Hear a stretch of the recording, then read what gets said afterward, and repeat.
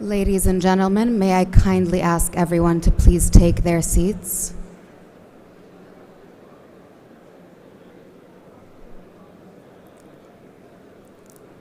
If everyone could kindly take a seat so that we may begin the ceremony.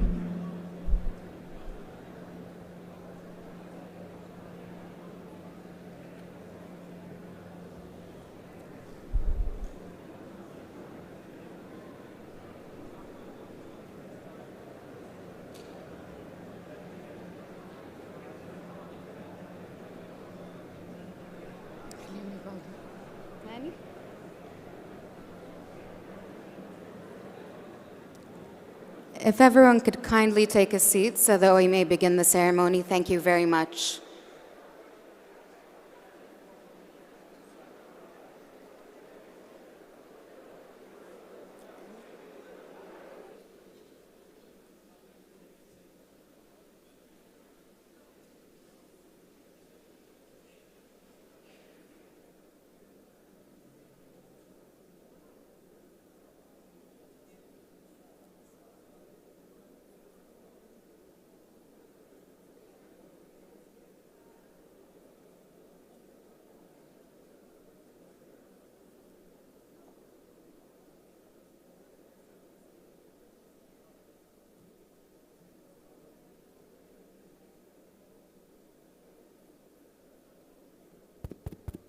Ladies and gentlemen,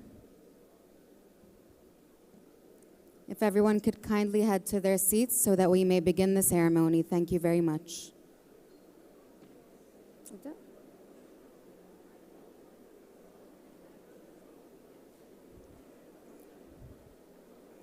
Your Excellencies, distinguished delegates, ladies and gentlemen, good evening.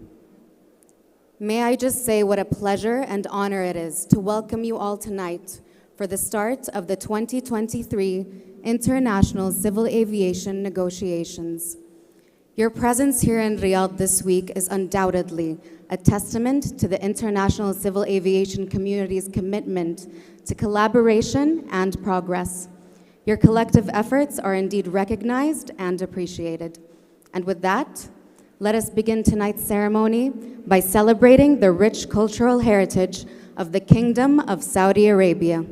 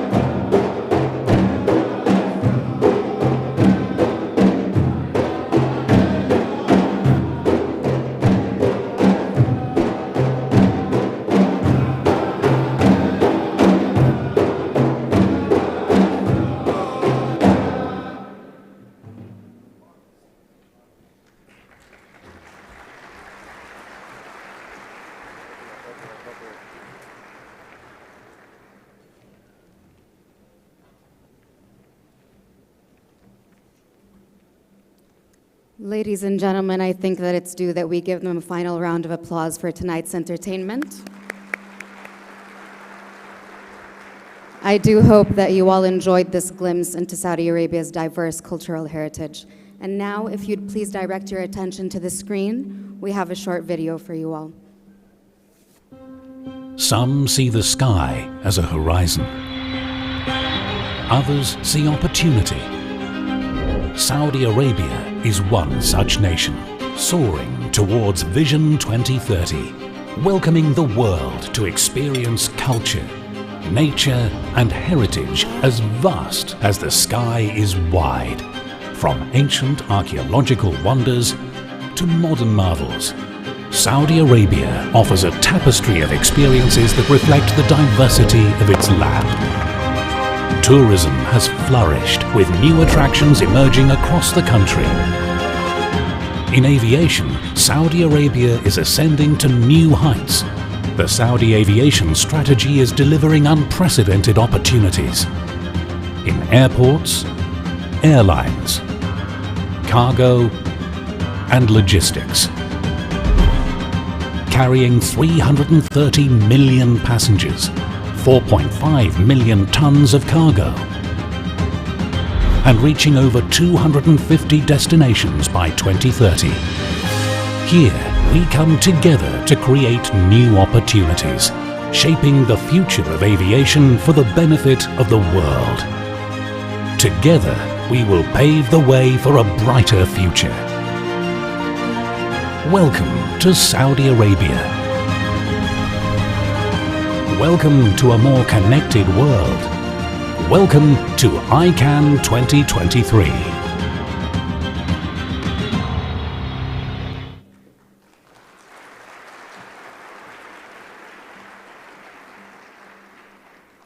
It's true, the Kingdom has been making strides in achieving the Saudi aviation strategy goals.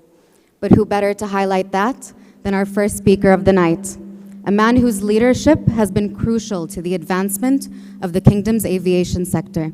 Ladies and gentlemen, please join me in welcoming to the stage the President of the Saudi General Authority of Civil Aviation, His Excellency Abdulaziz Al-Da'alij.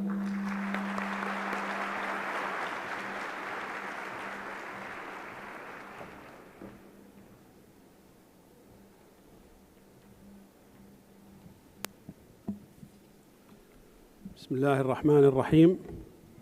الحمد لله رب العالمين، والصلاة والسلام على أشرف الأنبياء والمرسلين سيدنا محمد وعلى آله وصحبه أجمعين. Excellencies, Honorable Ministers of Transport and Logistics, Excellency Engineer Saleh Al-Jasser, Minister of Transport and Logistics Services in the Kingdom of Saudi Arabia and the Chairman of the Civil Aviation, GACA, Excellency Salvatore Cicitano, the President of AKU, Heads of Civil Aviations, esteemed and distinguished guests, ladies and gentlemen, Assalamu alaikum wa rahmatullahi wa barakatuh. Good evening and a very warm welcome from Riyadh, the city of Expo 2030.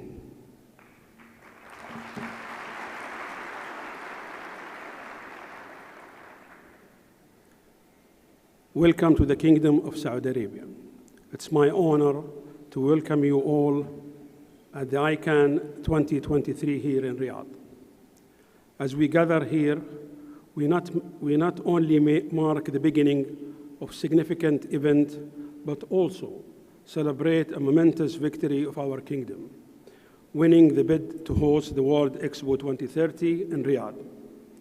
This is a testament to our global presence and ambition, paving the way for transformative collaboration, much like the ones we aim to foster in the aviation sector through events such as this. Today, we unite in our commitment to shape the future of global civil aviation. I am here to address three important topics. These will steer our discussions, providing a glimpse into Saudi Arabia's strategic direction in aviation. First, I will detail our kingdom's aviation strategy. Next, I will continue to outline GACA's current priorities as an aviation authority. And lastly, but not least, I will affirm our commitment to supporting the collaborative efforts of all present here. Our Saudi aviation strategy is a bold promise to elevate our country as a leader in civil aviation. We are set to invest $100 billion with the objective to serve 330 million passengers by the year 2030. This strategy is comprehensive, addressing all facets of aviation, including the expansions of airports, airlines, and services such as cargo and logistics. We aim to enhance global connections, targeting over 250 destinations from our 29 airports. We are building a network of airports, each with distinct role, with Riyadh and Jeddah as central hubs. Our cargo and logistic capacities are projected to rise significantly, with air freight anticipated to increase from 0.8 million tons to 4.5 million tons by 2030. These initiatives are drawing in leading aviation enterprises to our kingdom. To summarize, the Saudi aviation strategy is creating unmatched opportunities in the aviation world. We invite aviation leaders to join us in this venture to unlock new potential. Moreover, this strategy signifies a new chapter for GACA as a regulator. As the General Authority of Civil Aviation, we are proud to host an estimate of 100 international aviation regulators and to showcase our regulatory evolution. We have transformed from operating airports to being a strategic regulator, a pivotal change for attracting investments and promoting growth across the kingdom. This year, we have implemented major economic reforms in aviation since Vision 2030 initiatives. These reforms are designed to establish a fair market in the kingdom, encouraging competition and offering more choices for consumers, which will lead to sustainable development. In November, we implemented new passenger protection regulations, enhancing support for travelers in Saudi Arabia during any disruptions and elevating their overall experience. Our efforts are in line with our broader mission to ensure a safe, efficient, and air transport sustainable aviation system. I encourage you all to work with GACA to exchange insights and to grow our aviation operations together. Finally, I reaffirm the support of Saudi Arabia and GACA for AKU and ICANN. Saudi Arabia is honored to be part of the AKU Council since 1986, reflecting our commitment to influence global aviation positively. We have significantly contributed to ICAO's No Country Left Behind initiative and the development of global aviation policies. The harmonizing air travel policy endorsed by ICAO's General Assembly after being introduced here in Riyadh is set to streamline travel for passengers in a post-pandemic world. Hosting ICANN again is a reflection of our dedication to ICAO's vision and the sustainable growth of global civil aviation. Together, we can advance towards realizing ICAO's vision. In line with this event, the Kingdom of Saudi Arabia is going to launch establishment of Regional Safety Oversight Organization for the Middle East and North Africa states, MENA RSO. And as we look forward to fruitful discussions and outcomes of ICANN 2023, let us hold onto the spirit of innovation and collaboration that is the hallmark of this gathering. Together, the future of aviation is not just in our hands. It's in our minds and collective will. Here at ICANN, we don't just talk about possibilities, we create them. Because when it comes to shaping the future of aviation,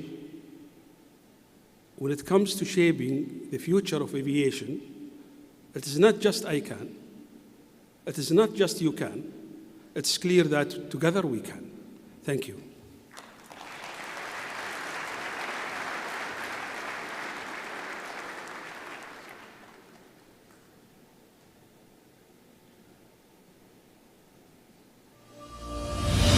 Over the last 75 years, one organisation has looked to connect the world: the International Civil Aviation Organisation, a United Nations agency providing global policy leadership and enabling sustainable growth.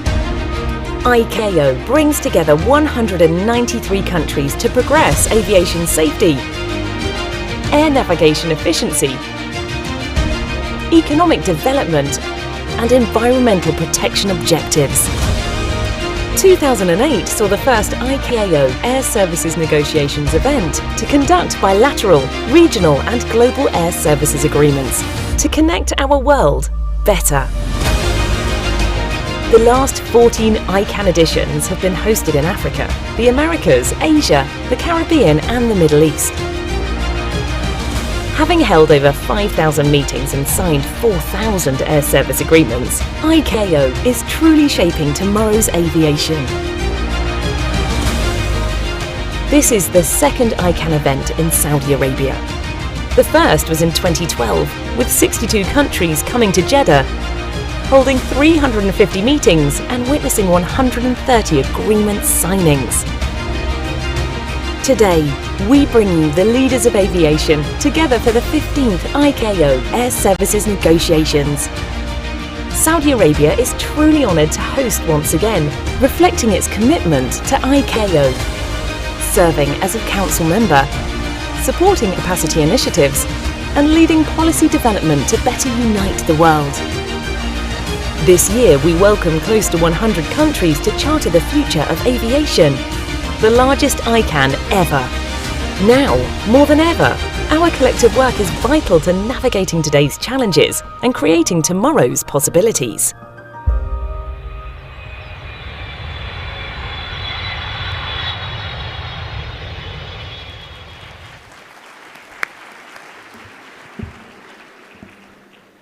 Thank you, Your Excellency, for your informative words. And now, esteemed guests, please welcome to the stage our next speaker, the President of the International Civil Aviation Organization Council, His Excellency, Mr. Salvatore Sciacchitano.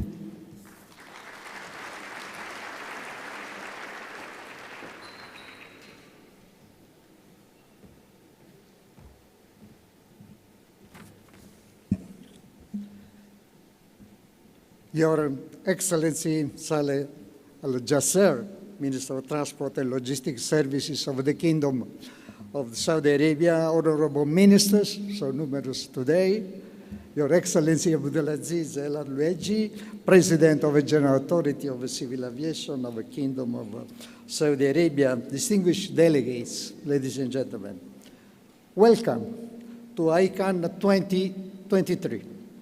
This is the second time that we have had the very good fortune to be hosted for these negotiations by the Kingdom of Saudi Arabia. And I wish to begin today by expressing ICAO's deepest appreciation for its generosity and assistance in providing us with such excellent facilities here in the beautiful Riyadh.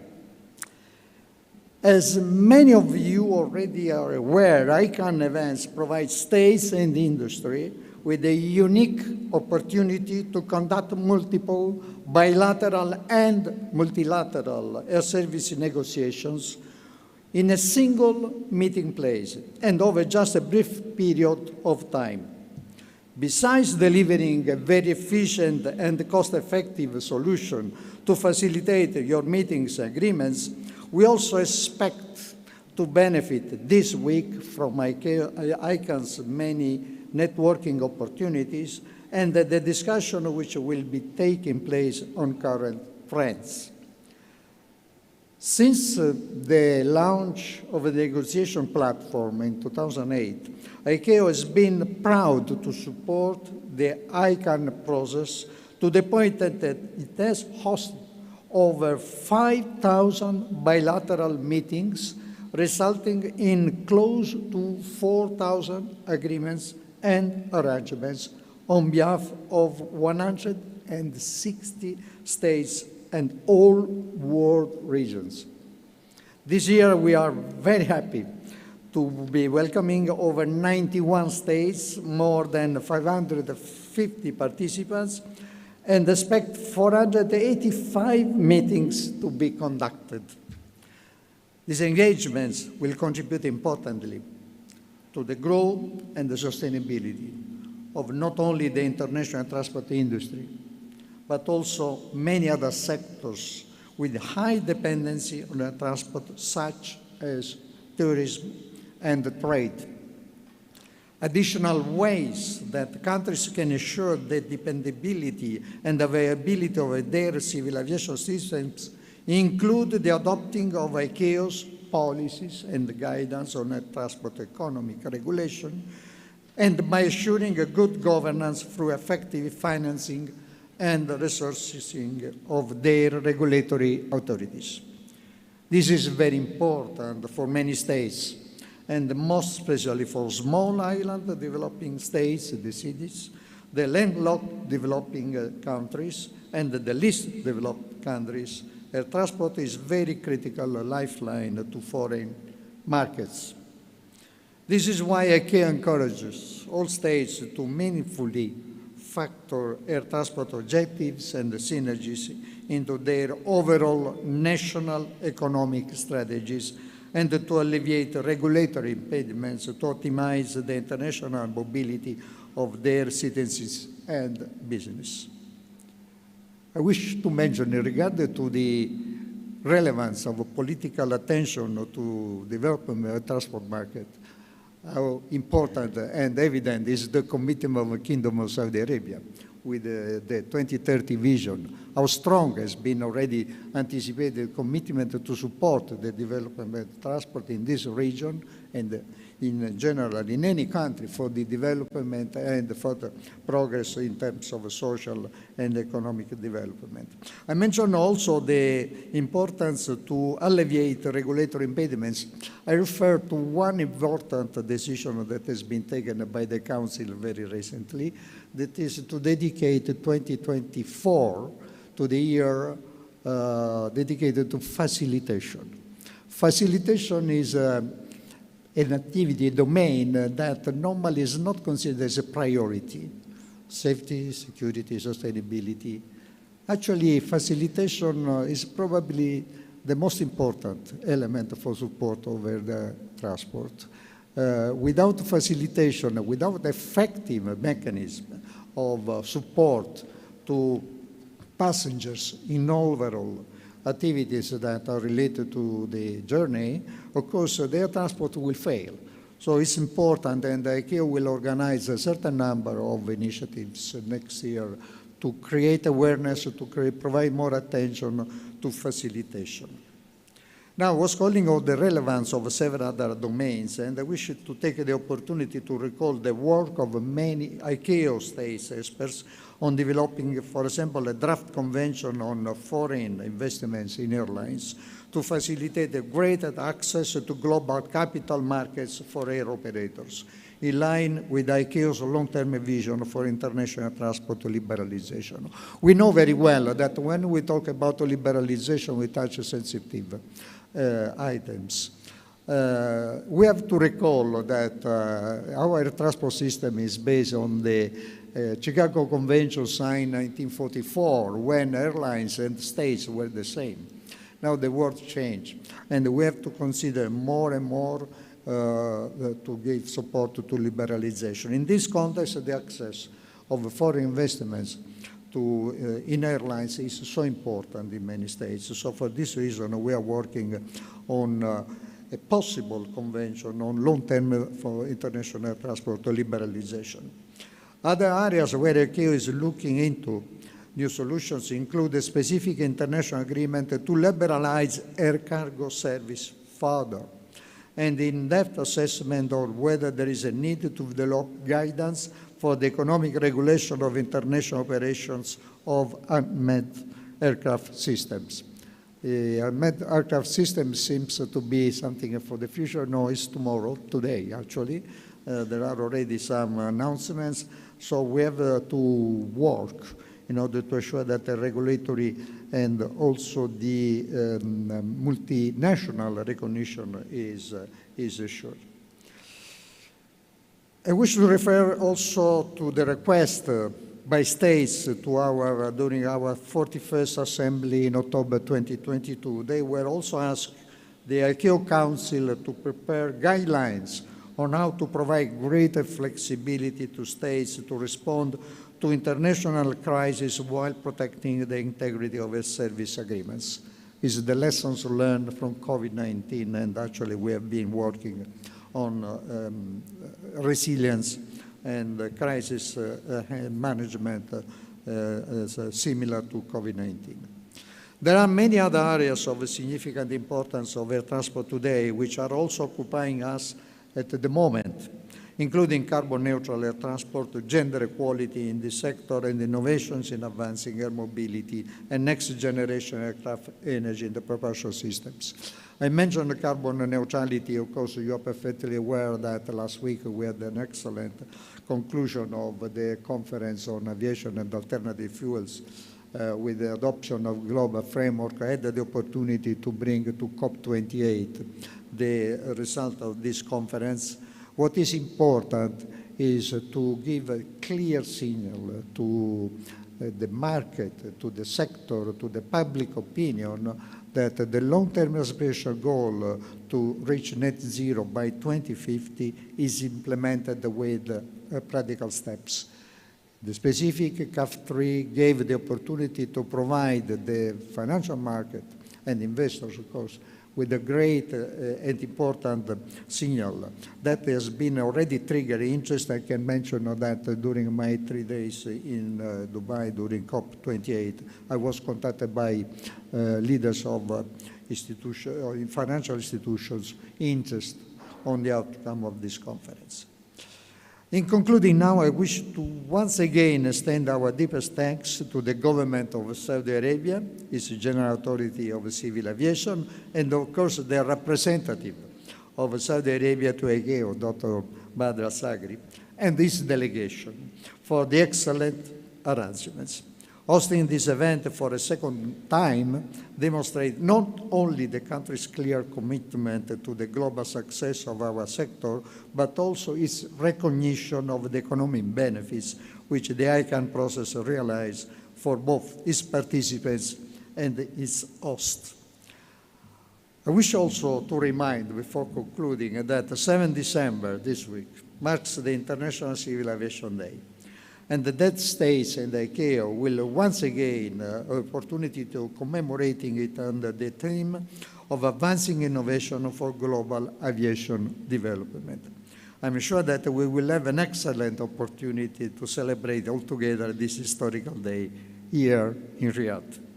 I wish you have very successful meetings, and thank you very much for your attention.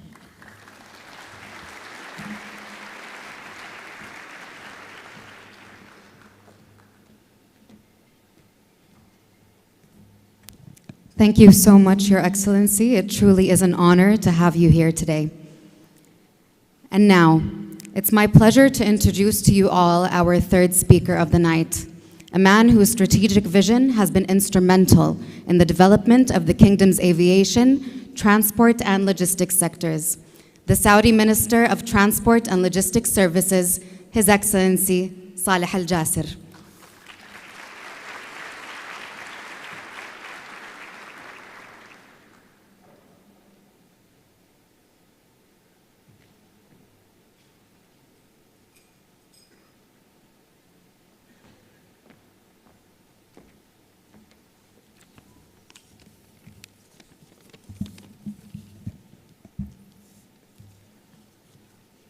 بسم الله الرحمن الرحيم.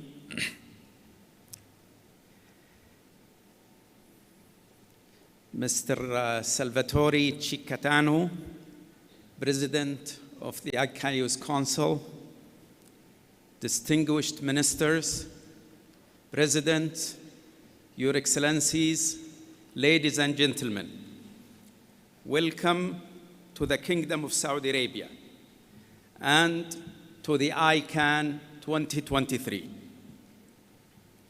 Hosting this event for the second time is a privilege that highlights Saudi Arabia's dedication to leading in global aviation.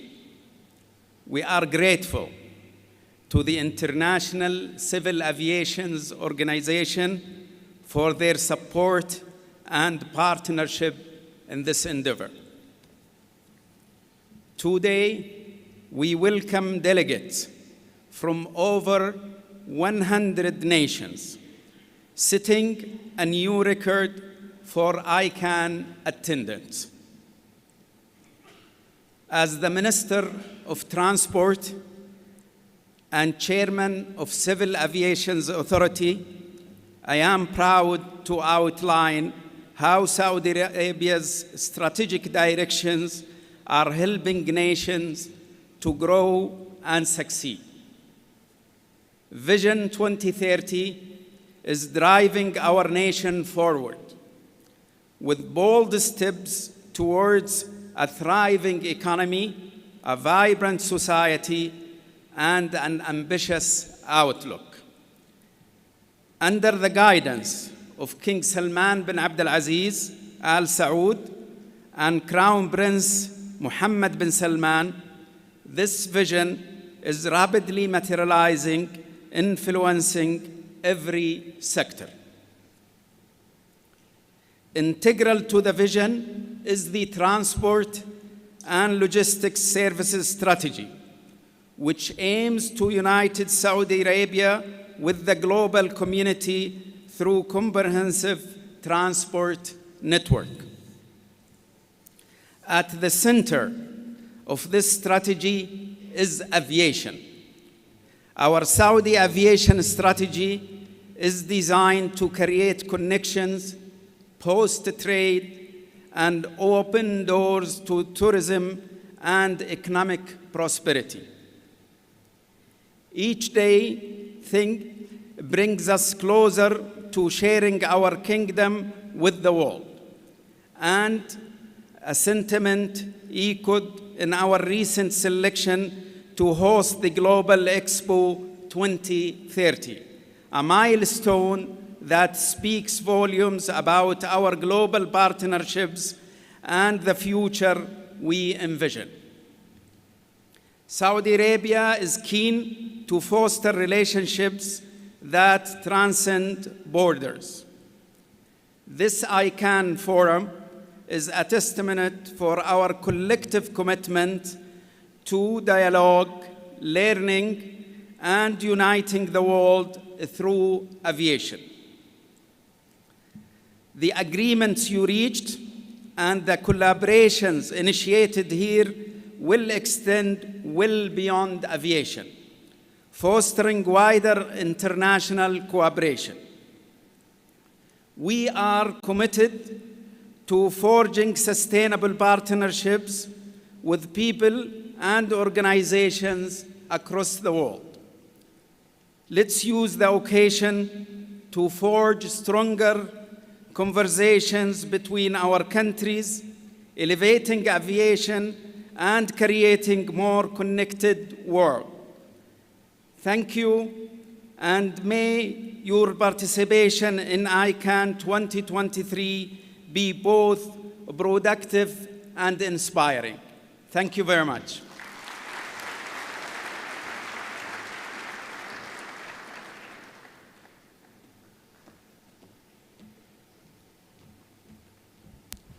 Thank you, Your Excellency, for those truly inspiring words.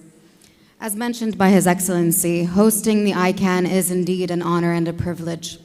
And in passing on that privilege, please welcome back to the stage His Excellency Mr. Salvatore Ciccatano and His Excellency Abdulaziz Al-Da'alij, as well as your next host for the ICANN 2024, Mr. Datuk Habibullah, the Deputy Minister of Transport of Malaysia.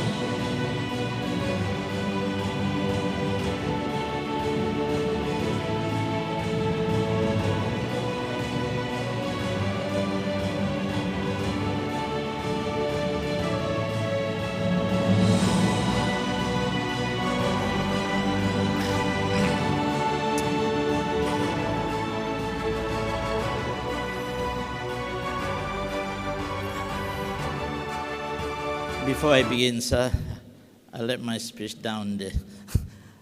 I'll go back and get my text first. Yeah.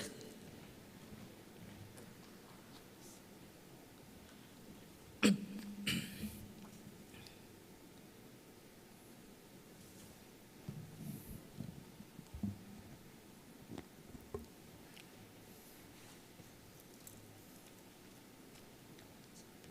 you.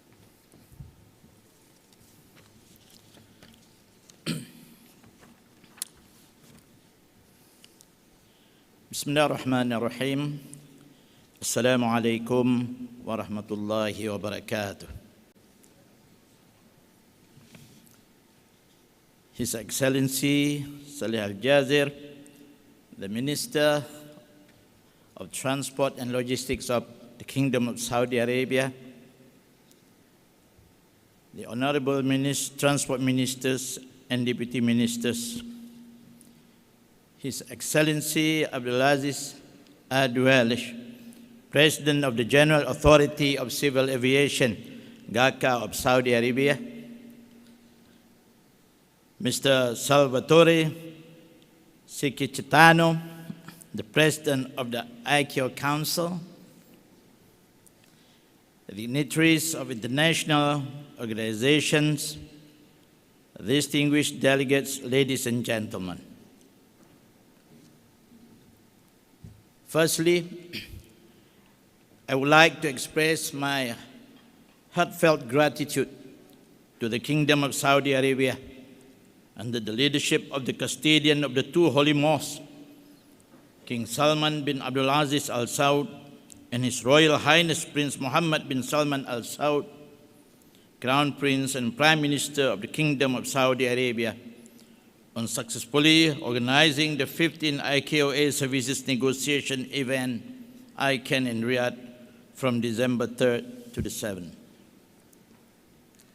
It gives me a great pleasure to be attending ICANN 2023 in this vibrant city of Riyadh. On behalf of the Malaysian delegation, allow me to extend my sincere appreciation to His Excellency Salih Al-Jazir, Minister of Transport and Logistics of Saudi Arabia, for the warm hospitality accorded to us since our arrival here, as well as the excellent arrangements for this event. In this regard, on behalf of the government of Malaysia, I wish to record our gratitude to ICAO for selecting Malaysia to be the host of ICANN 2024, inshallah. We are very pleased to be given this opportunity to host all of you next year and to share the development of the aviation sector in Malaysia and showcase our beautiful country to all member states. Distinguished delegates, ladies and gentlemen, Malaysia is committed to establishing meaningful and mutually beneficial collaborative relationships in developing safe, efficient, and sustainable civil aviation to complement and add value to the growth of global civil aviation and its related industries. In this regard, the government of Malaysia will continue to fully support initiatives introduced by ICAO to improve the efficiency and effectiveness of the standard-making process, better implementation of safety and security standards, and improve global air transport connectivity and sustainable aviation. Civil aviation of Malaysia has also progressed along with global advances in aviation. Strategically located in the world's region of growth, Malaysia has seen significant growth in aviation due to a comprehensive aviation policy, compliance, strategic development, and sufficient levels of investment. Malaysia today is one of the leading aviation nations in the Asia-Pacific region, with the nation aspiring to achieve high income and developed nation status. Malaysia's aviation is projected to record strong growth with further liberalization and transformation, inshallah. Distinguished delegates, ladies and gentlemen, I'm pleased to inform that the government of Malaysia has agreed to host ICANN 2024 in the capital city of Kuala Lumpur. Kuala Lumpur has an established track record with proven capabilities of hosting global events.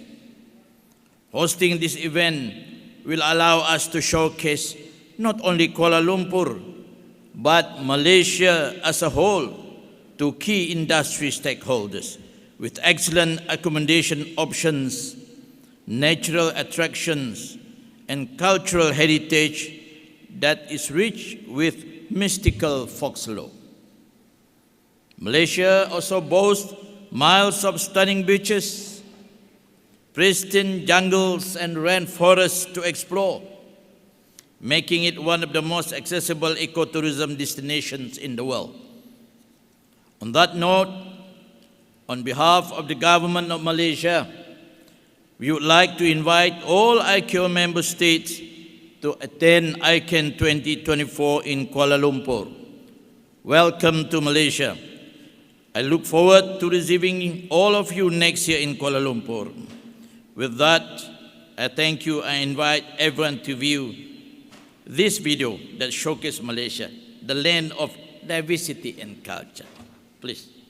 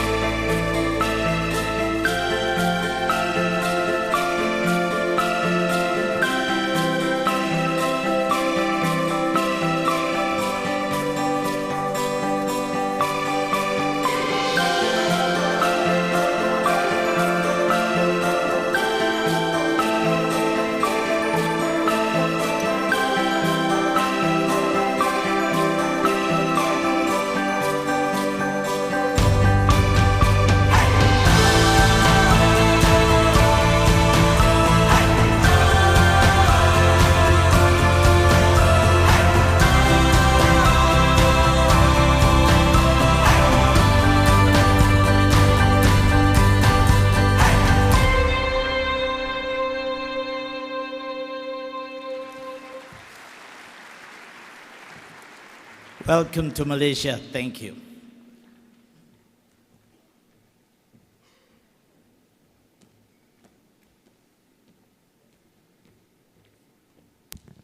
Thank you, Your Excellency. We do wish you the best of luck in hosting next year's ICANN.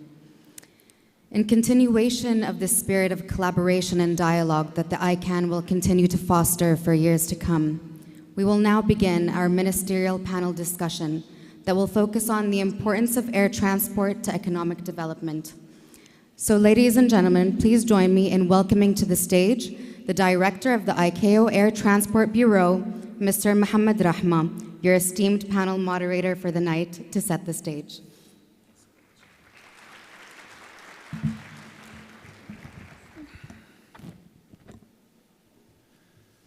بسم الله الرحمن الرحيم وبه نستعين والصلاة والسلام على سيدنا محمد وعلى آله وصحبه وسلم. أصحاب المعالي والسعادة السيدات والسادة، السلام عليكم ورحمة الله وبركاته وأسعد الله مساءكم بكل خير. Good evening, Excellencies, ladies and gentlemen. Welcome to the ministerial session of the ICAO Air Services Negotiations, ICANN 2023, which now has a new nickname, WeCAN 2023. I'm pleased to have you all here tonight as we gather here today with a similar goal in mind, to develop and optimize the benefits of international air transport towards realizing global economic and social prosperity. The objective of this ministerial session is to highlight the roles of air transport in achieving economic growth, bearing in mind that today, modern world without strong air transport network and suitable aviation infrastructure, global economy is unable to thrive. Before introducing the honorable ministers, our panelists for today, I would like to share a very short presentation to set the scene for this ministerial discussion. And I will start with the state of the industry.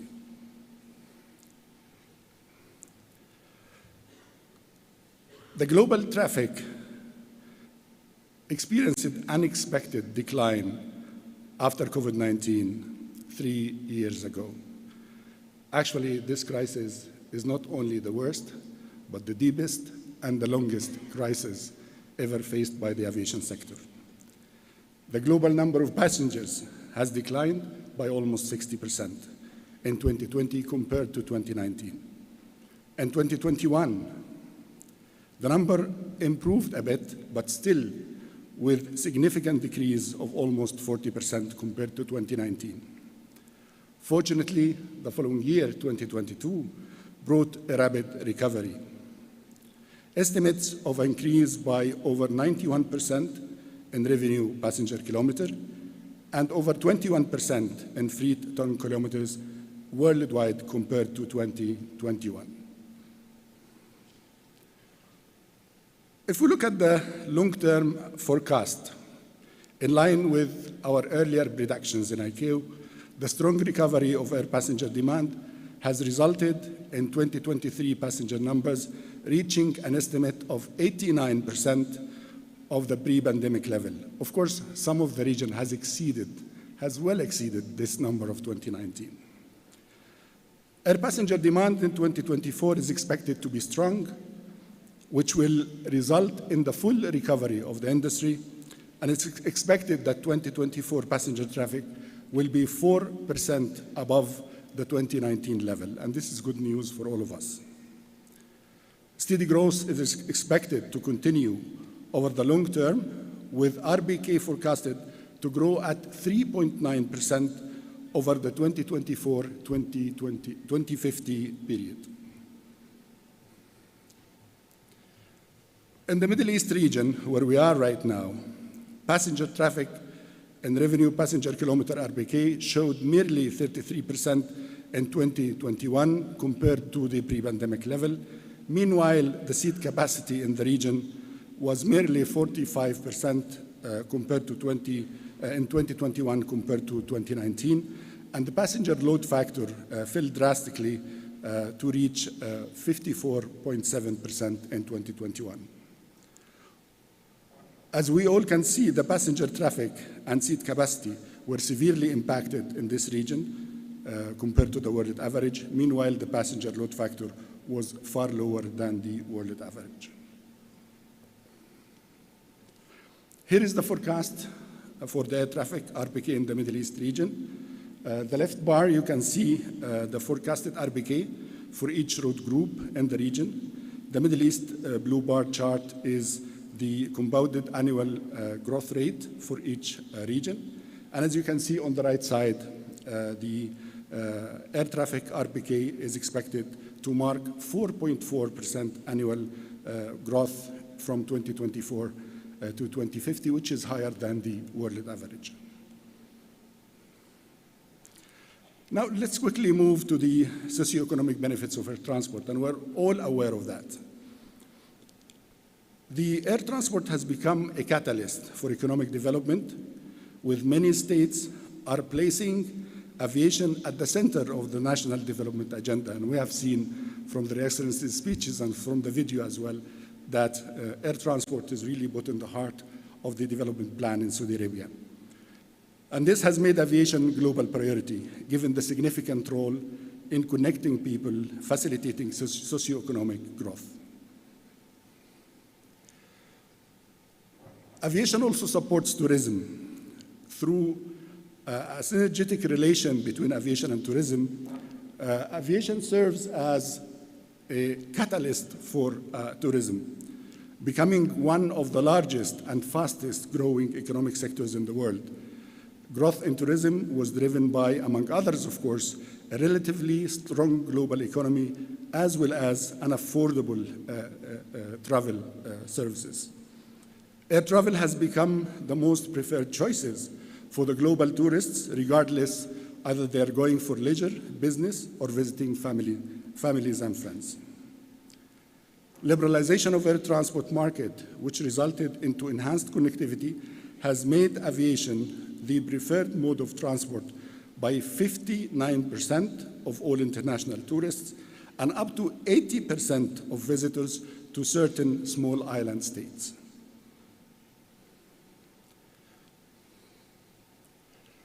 Again, prior to the pandemic, the travel and tourism accounted for 10.3% of all employment across the world. Again, travel and tourism account for more than 10% of the employment across the world, accounting for 334 million jobs. Also, travel and tourism created 10.4% of the global GDP, which equals almost $10 trillion in 2019. These figures clearly shows that the significant impact of aviation and tourism on employment and GDP is very clear through driving economic growth and job creation worldwide.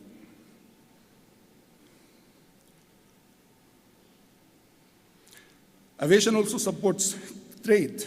Aviation is a main driver for trade and e-commerce, despite representing only 1% of global freight by volume, yet it represents more than 35% of global trade by value. The cargo load factor saw an improvement from 50% in 2008 to 55% in 2021, with approximately 7% of freighters are carried in the belly passengers aircraft. The air freighter market has also been gradually adopting more modern aircraft, which offers more cargo capacities, allowing more goods to be transported per flight, and also increased efficiency and profitability of air cargo operators. Aviation also supports the Sustainable Development Goals of the United Nations, because aviation is also plays a significant role in the agenda of the Global Sustainable Goals of the United Nations, and ICAO is the custodial agency responsible for the global indicator of passengers and freight volume by mode of transport, which we call it SDG Target 9.1, which is to develop quality, reliable, sustainable, and resilient infrastructure with focus on affordable and equitable access for all, to all markets. It is undeniable that aviation provides various benefits to all aspects of modern life by providing safe connectivity that brings people and businesses together, distributing health and humanitarian aid, and we all recall the role of aviation during the distribution of vaccine globally, and delivering essential services and enable improved education opportunities and brings overall improvements to our quality of life. I think it's safe to say that the availability of a reliable air transport services is crucial in providing us with access to our basic and extended needs. Now, today the ministerial panel will be based on the theme, the importance of air transport to economic development. The main focus of the panel is to share experiences on the importance of air transport to the national economic growth and development. Excellencies, ladies and gentlemen, it is my honor and privilege to invite to the stage our distinguished panelists for today. Firstly, I will start with the Honorable Minister of Transport of Indonesia, His Excellency Budi Karya Somadi.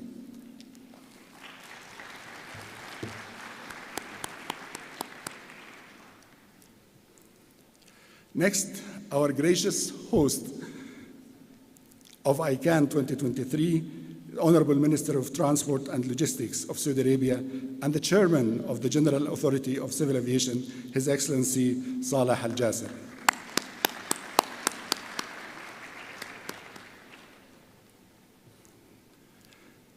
Joining them on the stage, the Honorable Ministers of External Affairs, International Trade, Civil Aviation, and Diaspora Affairs of St. Lucia, His Excellency Alva Baptiste.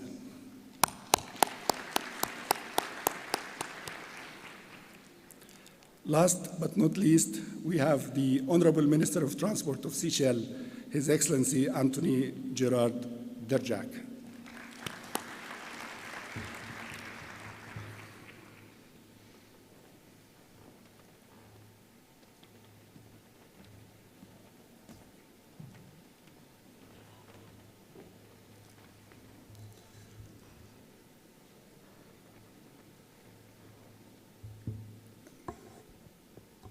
I think I will need a portable mic for my seat, otherwise I will be standing for the rest of the session. Anyhow, thank you, Excellencies, for honoring us with your valuable presence today for the opening day of ICANN.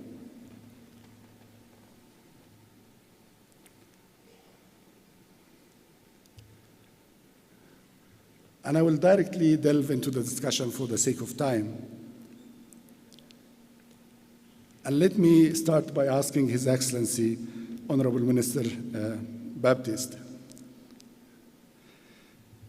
We all know that St. Lucia is categorized as a small island developing state by the United Nations, where tourism and agriculture are the major components of the economy of the country.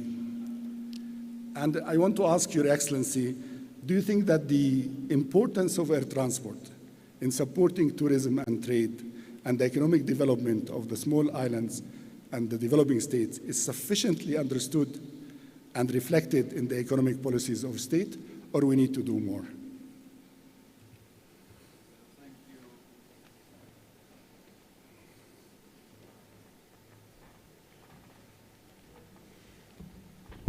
Thank you very much for your kind introduction. And I must say it's a distinct honor to be here in Riyadh again, to participate in a very important conversation. And while saying this, I would like to express my heartfelt gratitude to the government and people of Saudi Arabia for their warm hospitality.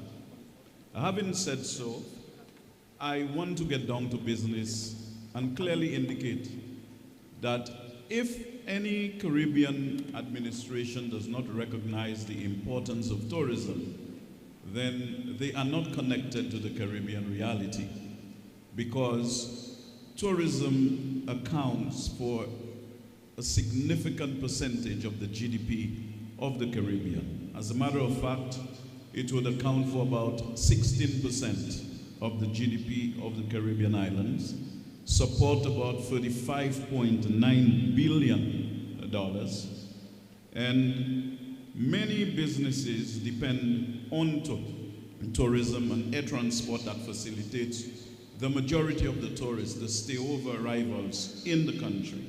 Taxi drivers benefit, the farmers provide for the hotels, and it is an industry that probably provides both unskilled and skilled labor. And so many persons who are not skilled still find accommodation within that particular sector. Before COVID, the tourism sector in St. Lucia contributed about 1/5 of GDP to the development of St. Lucia. In 2020, the economy contracted by 25.5% when the world lost its appetite for trade and investment. And so tourism suffered tremendously and travel, as most planes were grounded during that particular time. And this is why in 2020, it only contributed 9.2% to the GDP of the country. But now it is recovering. We are on an upward trajectory, and I can see that it grew by 12.2% in 2021 and by 18.1% in 2022, which indicates the importance of tourism to Caribbean economies. No doubt the Caribbean has a comparative advantage in tourism. It has about 700 small islands with reefs and caves.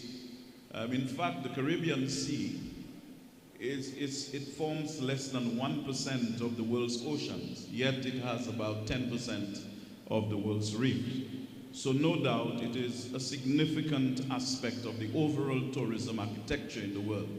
It is the most popular cruise destination in the world, and undoubtedly its beaches makes it a very important area for tourism, mainly from North America and Europe. But I think there is space as we diversify the economy of the Caribbean and specifically diversify in the area of tourism for us to attract tourists from non-traditional destinations like Saudi Arabia.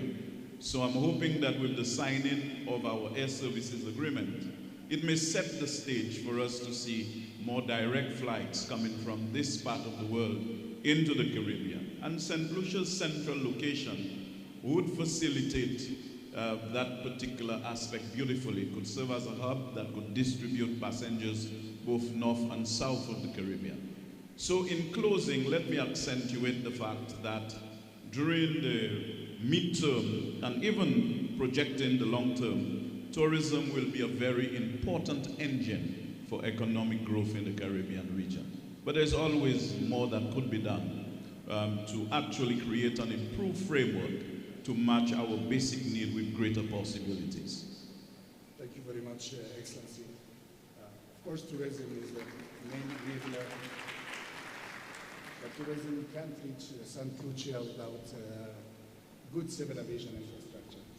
And we note your invitation to all of us in this region to visit St. Lucia for tourism purposes. Yeah. I'm also happy to see the recovery. So you are recovering even better than before the COVID-19, which is good news, and I understand also many regions in the world are recovering at a greater pace.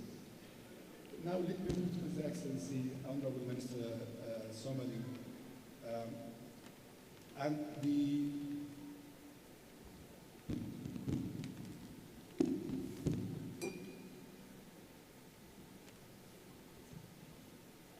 I sort of have a loud voice by nature, but it seems I have to rely on technology as well.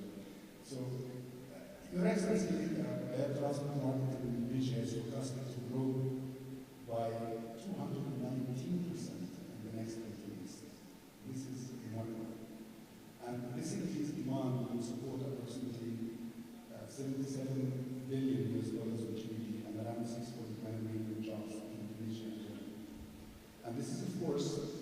ensure increased air connectivity and long-term growth of aviation and tourism sector, creating lasting opportunity for socio-economic development. So what do you think is this challenge, is this very high expansion, and how you cope with that? And what is the other entities inside the Indonesian government that work on that vision to try to make sure that there is enough room for this increase in traffic? Thank you for the question. Assalamualaikum warahmatullahi wabarakatuh. Good evening. Good question. Tourism for Indonesia is very important. That's why if we talking about how we manage the aviation is very important. We look our experience.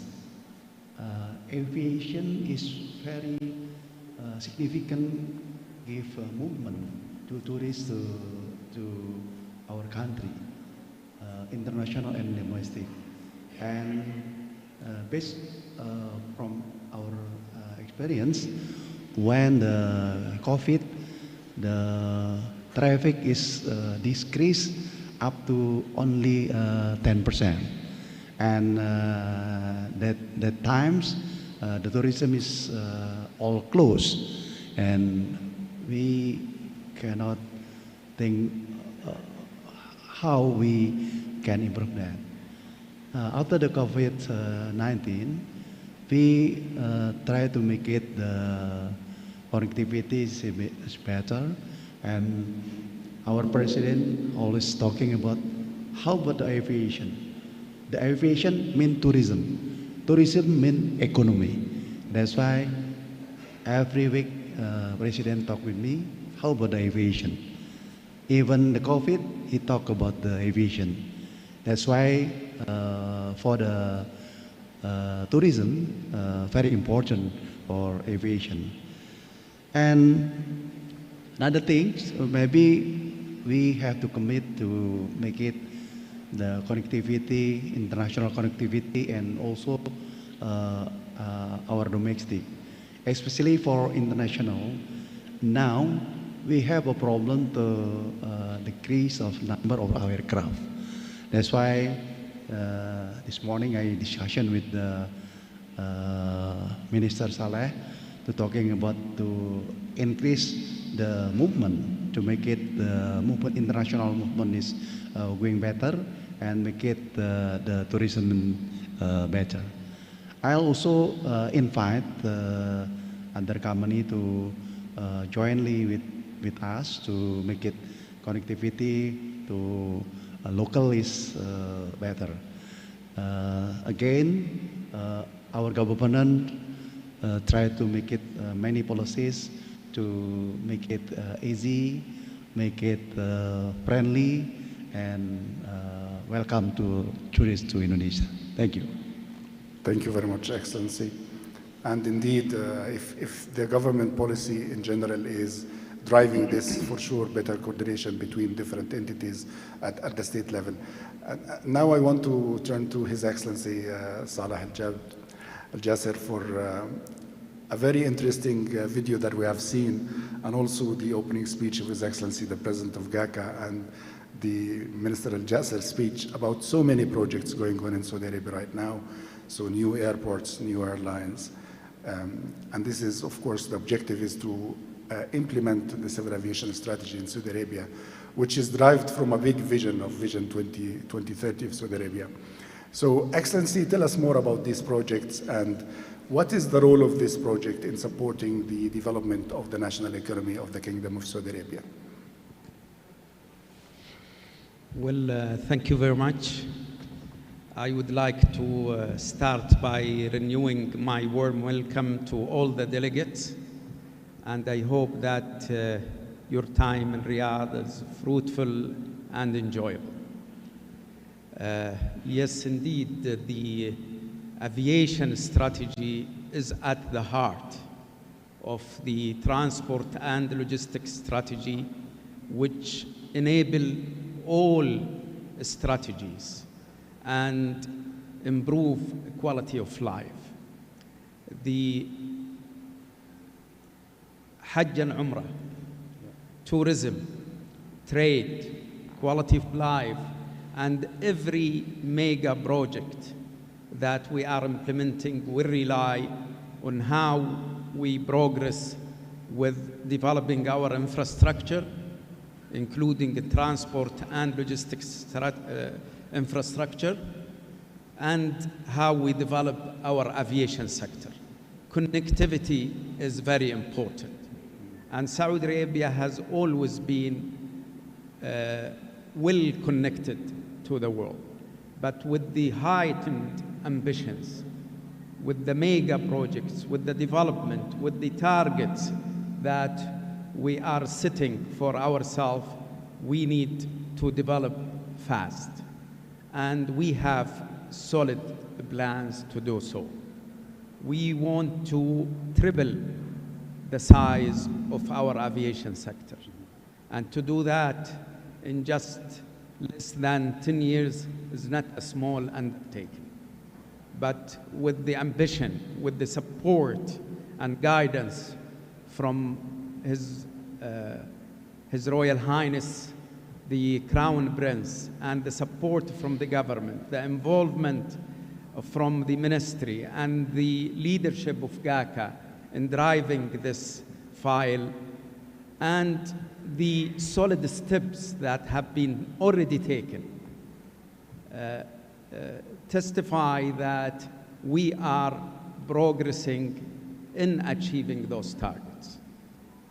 You know, to move from 100 destinations to 200 destinations, to move from a scattered national carrier to two solid global hub operators, from, you know, a strong infrastructure to a global class infrastructure is progressing.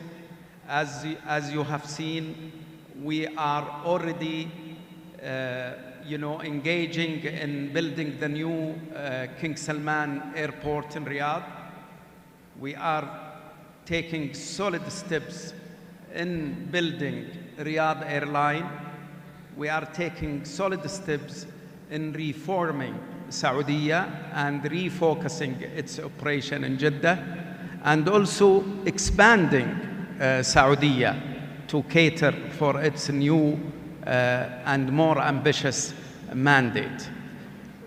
Also, King Abdulaziz Airport in Jeddah is being expanded. All regional airports are being expanded and improved, and at least 3 new airports are being built. So with all of this, including also reforming of GACA, reforming our airspace, reforming our laws, all working together, also separating or segregating regulation from management, ownership, and operations of the airport, all taking place at the same time and progressing in a clear manner. So I'm very optimistic that our targets will be achieved, and that we will be able to give all the required support to all other sectors to achieve their targets. Thank you very much, Your Excellency. Honestly, it was very thrilling to read the 2030 vision a few years ago, but it's more thrilling to see the implementation is accelerating at a faster pace even than the vision itself. So, as you said, Excellency, the civil aviation vision is in the heart of the globe, of the more generic vision of the national development of the country, and this gives more weight to the civil aviation in that vision. Now I want to move to His Excellency, Honorable Minister Darjak, and I was reading about the workshop that you have opened last July in Seychelles, which was about the SATM, and I think my sister, Idifonki, will love this question because it's speaking about the single air transport market in Africa. And I quote Your Excellency when you said, we need to stress on the need to establish an enabling legal and institutional framework at the continental, regional, and the national levels, along with the necessary infrastructure that will ensure safe and efficient air transport system. It's really very well said, Excellency.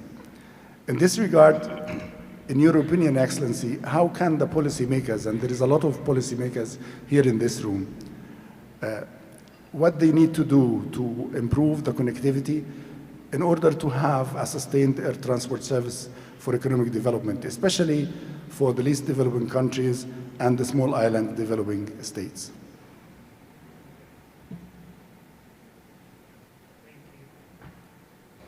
Thank you. Thank you, Director, for the questions. I wish to echo firstly the gratitude of our states to the President of ICAO for organizing ICANN together with the host, the Minister of Transport of the Kingdom of Saudi Arabia, and the Director and Manager of GACA. Thank you very much. First, I must not pass this opportunity to just speak of our little island state, the Seychelles. We are known to be the most beautiful country in the world. And it's a tourist destination. We are in the middle of the Indian Ocean. We are 1,000 miles from anywhere. And we host 2 World Heritage Sites, which is the famous Garden of Eden, the Valley de Mai, and the Aldabra Atoll. In responding to the question, SATM is the single African air transport market organization. And yes, there was a seminar in the Seychelles. It's an organization which aims is also to liberalize air service throughout the continent, to build the institutional and the legal frameworks. We often speak about how difficult it is to travel in Africa, even from one African country to another, in that African countries have to take airlines outside the continent and then come back to the chosen African country, the destination. We've also noted that for SATM and Air Services Agreement to succeed, we need economic stability. And economic stability and economic growth together with political stability. When states come together and form agreement, this forms the legal and institutional basis for the airlines to come together to do their market research and to see whether the routes are commercially sustainable. Since Seychelles started participating in ICANN in 2012, we've seen that our tourism has grown by over 250%. We have signed 94 air services agreements, and in this ICANN meeting in the lovely Kingdom of Saudi Arabia, we have 18 meetings with other states, and we intend to sign 4 air services agreements. This is crucial, especially for small island states who depend, like my brother's island nation, St. Lucia, on tourism. Exactly the same percentage, 60% of our GDP is from tourism. And Seychelles being so far, our nearest neighbor is actually Kenya, 1,200 kilometers away. Aviation is absolutely crucial to the Seychelles. 95% of visitors come via air. So what is necessary is that we have the political will and commitment to liberalize air services to connect with other states. And for that, you need a stable government, you need a functioning economy, and you need political stability. Only then can you build upon these international agreements and perhaps achieve economic growth and prosperity for your countries. So Seychelles, as an example, is utilizing through ICAO the opportunities through ICANN to further its national interests, and we are fully supportive of Saturn in that the African countries will come together more and more and create the economic blocks, the economic relations based on aviation in order to develop Africa. Thank you. Thank you very much, Honorable Minister Derjak. And thank you for highlighting the importance of ICANN, or WeCan, as Excellency has said, as a very important tool for increasing connectivity globally. This is the place where you can really work with other states to increase the global connectivity. Now I want to go back to His Excellency, Minister Somari, talking about liberalization. And we have seen a lot of benefits of liberalization, increased connectivity, more consumer choices. So in your views, what is the real benefits of liberalizations to not only to tourism and to travel, but also to the national economy development at the state level? Yeah, thank you. Again, government and aviation is have some priority to discussion, and our government to give a priority to increasing the number of movement. That's why we try make it some regulation, and also try to make it some policies to make it the connectivity is better.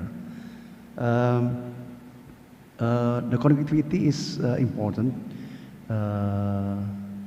for international, but for our country, maybe this is a good sample. For the another country is island country. As the biggest archipelagic country, we also have a problem in the east of Indonesia. Against the limitation or decrease of number of aircraft, make it the aircraft seem like ATR, something like that is decreased. We have a problem to take care. That's why the government subsidize for the East Indonesia. This is not only for the connectivity, but also for the tourism. And again, we always talking about the connectivity, very important. Connectivity, especially for aviation, make it the economic growth in the not only in the Jakarta, but especially in Bali. Bali is tourist destination. When the COVID, the no number of tourism, and the growth is minus. But now tourism already recover, and the growth is above average. Thank you. Thank you very much, Excellency. I'm really interested to see that this year Saudi Arabia has achieved one of the highest growth rates globally. I think Saudi Arabia jumped 14 steps in the global ranking. And this is because, of course, the expansion projects that has been done in Saudi Arabia. But in your Excellency's views, how this helped other entities in the national economy, not only the aviation sector, but other entities at the kingdom level? As you mentioned, we've improved our connectivity We are now the 13th most connected country in the world, and our strategy calls for being one among the 5 best connected countries in the world. Improvement in connectivity, of course, is helping tourism. As we know, last year, Saudi Arabia had the 2nd highest growth in tourism globally. And this would not have happened without improved connectivity. Trade is growing. Our air cargo has also jumped double-digit last year and will continue to grow at a high pace for the coming years. All the mega projects that are ongoing today will require connectivity for tourists, for partners, for investors, for Hajj and Umrah, and to improve the quality of life in Saudi Arabia. Every industry benefits from connectivity. It also creates an economy here where more jobs are being created. And this last year, in the transport and logistics sector, we've created 174,000 new jobs. And we also improved on Saudization, or the percentage of locals working on those jobs. So all of this is helping the economy. And as you recall, we are targeting to improve the participation of the transport and logistics sector within GDP to grow to 10%. And aviation constitute a big part of this representation in our GDP. Thank you very much, Excellency. The beauty of it is that you see the effect directly. You don't have to wait for years to get the positive impact of the increased in connectivity on the national economy. Again, with us today is the President of ICAO Council, and some of the Council members also of ICAO are present. So I think it's a good chance to hear from Your Excellencies, and I would direct the question to His Excellency, Honorable Minister Baptist. What do you need from ICAO to support the development of air transport, especially at the small developing states and also landlocked countries and also small island states? So what do you need from ICAO? So your voice will be heard, and then we take it on board and try to do the maximum support that you would need to evolve your national air transport systems. Thank you again. I think we need everything from ICAO.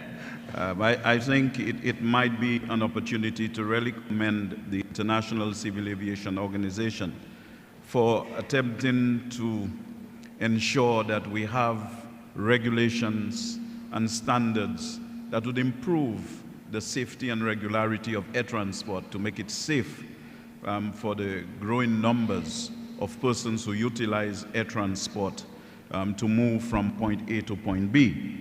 Undoubtedly, there is two specific aspects that I think ICAO can intervene in.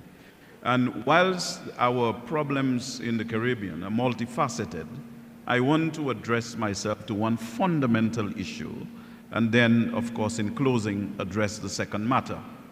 You know, many persons in the Caribbean have actually lamented the fact that whilst the demand for air transport has grown significantly, 2 decades ago, we were better connected within the Caribbean. And they believe it's like an enigma wrapped up in a conundrum. But I believe what has happened in the Caribbean region is that as more countries embrace tourism as an engine for economic growth, you had more point-to-point contact. So Dominica used to come via St. Lucia. St. Vincent and the Grenadines came via St. Lucia. But now they have developed the airports to accommodate direct flights from North America. It has actually reduced the demand at the island level for aeroplanes to actually fly. But before all of that, we had a problem with the profitability of airlines servicing those routes, simply because nowhere else in the world islands are so close together. And so after 10,000 cycles, for example, the Dash 8, leaving St. Lucia, going to Barbados in 35 minutes, then turn around in about half an hour and go to St. Vincent in another 30 minutes, turn around in 20 minutes, 25 minutes, and go to Grenada, as opposed to an aircraft in Canada that may fly a sector length, that same plane, of 3.5 hours to 4 hours. So our airplanes have to move into maintenance more often. After 10,000 cycles, go into maintenance, 20,000 cycles, go into maintenance, and of course, D-check. So there is a long, delay in terms of how we utilize our assets in the Caribbean region. Another very important factor that impacts us is the operating hours of our airports. By virtue of the pattern of traffic, most airlines, international carriers, come just within a few hours in the afternoon. And for the rest of the day, you have absolutely no activity. In the morning time, you seldom get an activity at the airport. What that has done is to impact the aircraft utilization of the regional carriers. As you know, the air transport industry is labor and capital intensive. So you have a fixed asset with a certain cost. Even though you operate it for 1 hour, 2 hours, it will impact the overall profitability of the airline, impacting the unit cost significantly because you don't really utilize it as you should. So I think we need to develop a model in the Caribbean region that would tailor specific types of equipment to certain routes. And I think ICAO should engage with Caribbean governments to try to bring some degree of shape to how we proceed in addressing the air transport needs of the Caribbean region as a whole, to connect the different islands, because it's important for trade and tourism. The final aspect I want to address is in terms of building airport infrastructure. As you know, airport infrastructure is lumpy, it carries fiscal risk. The Caribbean islands are small, open, and vulnerable economies. Right now, St. Lucia has the debt to GDP ratio of 90%. Although, as the economy is recovering from COVID, we have seen a reduction in the debt to GDP ratio. But investment in the airport would increase the debt to GDP ratio above 100%. And so, given the fact that it's very difficult to bring supply of the airport capacity in some type of decent equilibrium with the number of passengers, I think we need to develop models that are sustainable and what is adequate. So St. Lucia right now is attempting to build a terminal. And we are going to project for the next 30 years. However, the airport infrastructure is not profitable at this point. Now, when you expand an airport to accommodate traffic because we experience congestion at certain points in the afternoon, it is going to increase the operating cost of the airport because you are planning for 30 years down the road and you do not have the corresponding traffic.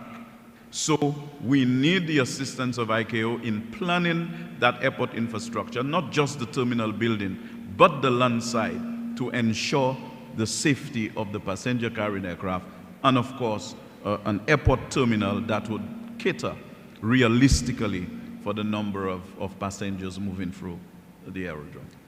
Thank you very much, Excellency. Thank you for drawing our attention to the very specific needs of islands with small operations at their airports, really very, very specific needs. And maybe also I hand over the floor to His Excellency, Honorable Minister Darjak, to speak on the same subject. What do you need from ICAO apart from the challenges that were highlighted by His Excellency, Honorable Minister Baptiste? Thank you, Director, for the question. For small developing island states and also the developing countries in Africa. What is most challenging is the technical know-how, knowledge, resources in order to develop further their civil aviation authorities, the structures, as my colleague has also mentioned. Many countries feel isolated, and we could also say very anxious about large capital-intensive projects, and also meeting certain standards required in operating an effective, efficient civil aviation service. So on our side, I could say that ICAO has enabled the world in terms of an institutional and legal infrastructure for states to have that level of cooperation, but it is even more required in the developing countries in Africa and small island states that we feel that we have the capacity. So ICAO perhaps should look at more in Africa towards building capacity, building information sharing, technical cooperation, finding the models to finance infrastructure like aerodromes, airports, finding the ways to facilitate airlines doing the required research and connectivity amongst the African countries. SATM, which is a single African market, transport market initiative based on the 2063 AU initiative for development, both economic and social in Africa, is doing its level best. But it is one of the organizations that should be funded, given technical help by ICAO to further move and bring this renaissance that is required in aviation in Africa. Without aviation, there's less chance in having commerce, economic development, and developing the enormous potential of tourism in Africa. This will partner well with other states in that there is a lot of trade, development, and tourism in Africa, which can be opened up through developing the aviation in Africa. Thank you. Thank you very much, Excellency. A message well received. I have three very decisive ladies in my team here in ICANN, and they warned me not to exceed the time. But I'm just inclined to ask a very last question for His Excellency Saleh Al Jasser about the new policy that Saudi Arabia has launched last month. It's really very interesting to see these kind of regulations coming on. It's really a very interesting document that I have read. And probably I want to ask you briefly about this new policy and what will be the impact of this policy on the national development of the Kingdom of Saudi Arabia. Before I answer that question briefly, I would like to commend the partnership that is ongoing between Saudi Arabia and the ICAO. Not only that we are increasing our participation in the technical committees and important meetings, but we also support the cause of the ICAO by donating to the No Country Left Behind initiative by the ICAO. We also host many events that also consistent with the cause of the ICAO, like what we are doing today and the future aviation forum and many other events, global and regional events.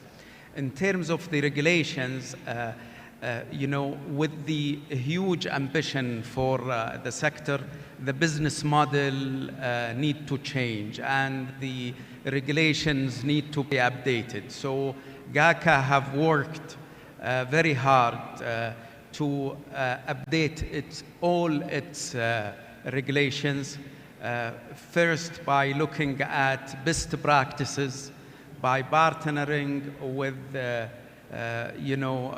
people with experience in reforming aviation with great success stories.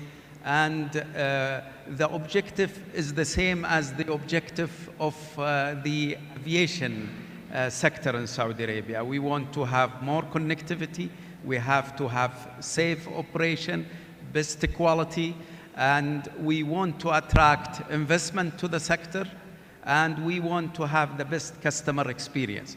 So we made sure that all the regulation is contributing to that, contributing to transparency and attractiveness of the sector. Thank you very much, Excellency. And now we're coming to the end of this very insightful and interesting discussions. Before we conclude, please give a round of applause to Their Excellency, the Ministers, for very insightful discussions. Thank you so much. And I think now there will be a group photo, right?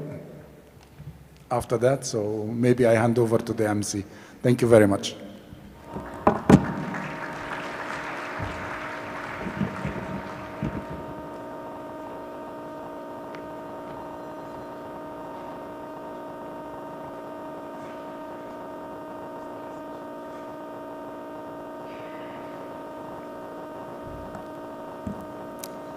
Thank you to our speakers, panelists, and moderator for their invaluable input tonight. Before we conclude the opening ceremony, my apologies, I would just like to hold your attention for a bit for a few short administrative announcements. First and foremost, Your Excellencies, ministers and heads of civil aviation authorities, please make your way to the stage for the group photo while I continue to make these announcements.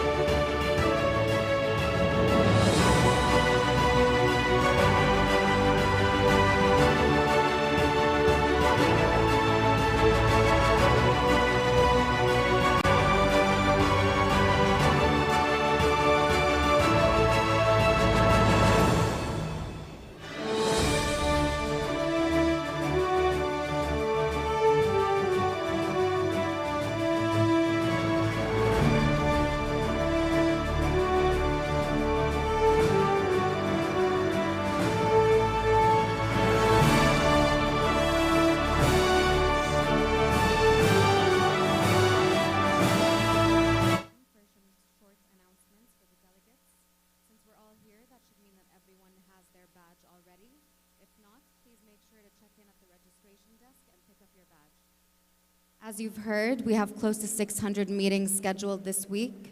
For this, we need to make sure that all is well coordinated, and I would like to remind focal points to regularly check the ICANN scheduling program to confirm the location of your meeting. In case any questions related to the scheduling of negotiations arise, you can find the ICAO team in the Al-Ula B room from tomorrow morning onwards.